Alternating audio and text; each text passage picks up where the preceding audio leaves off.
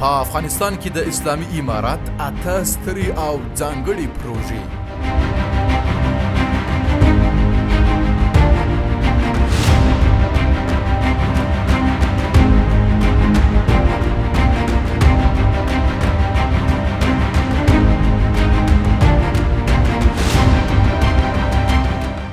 افغانستان هغه هیواد دی چې له کلونو جګړو او کړکېچ وروسته اوس د بیا رغونې او پرمختګ په لاره روان دی.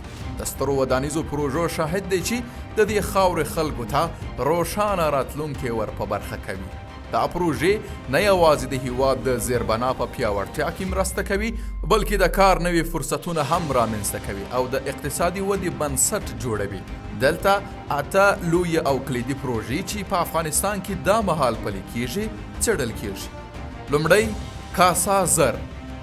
د کاسا زر پروژې موخه د افغانستان له لارې پاکستان ته د قرغیزستان او تاجکستان برېښنا لیږدول دي. دا پروژه کولی سي افغانستان ته چې د برېښنا له کمښت سره مخ دی د برېښنا یوې باثباته سرچینې ته لاسرسی برابر کړي. له بلې خوا پاکستان به هم د پاکې انرژي له منابعو ګټه پورته کړي.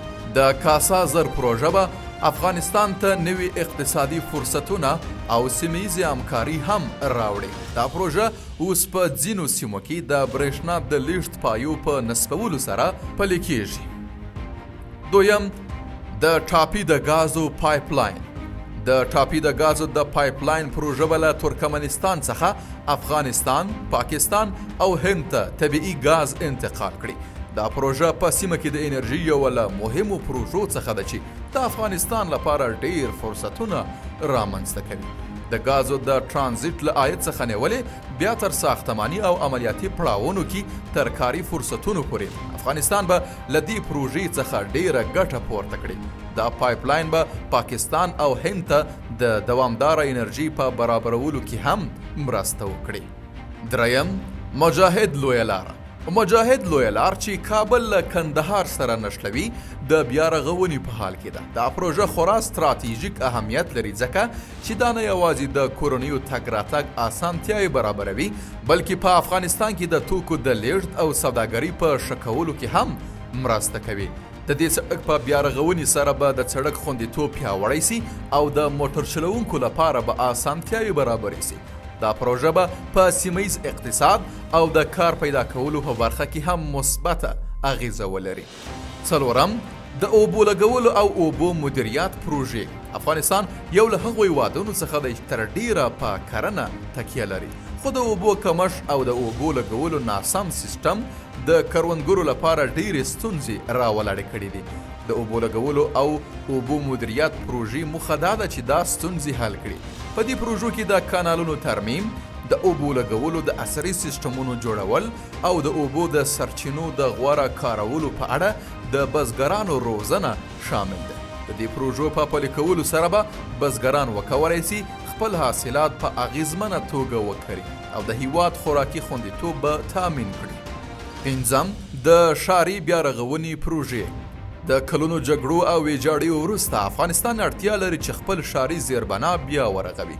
د ښاري بیا رغونې پروژو موخه د جنګ ځپلو سیمو او ویجاړو ودانیو بیا رغونه ده.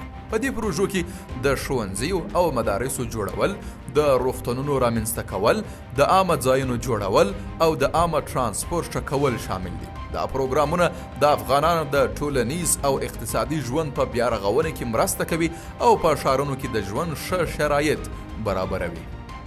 شپږم د کابل نوي ښار پروژه. د کابل د نوي ښار پروژه د ګڼې ګوڼې د کمولو او د ښاریانو د ژوند د کیفیت د لوړولو په هدف کار کوي.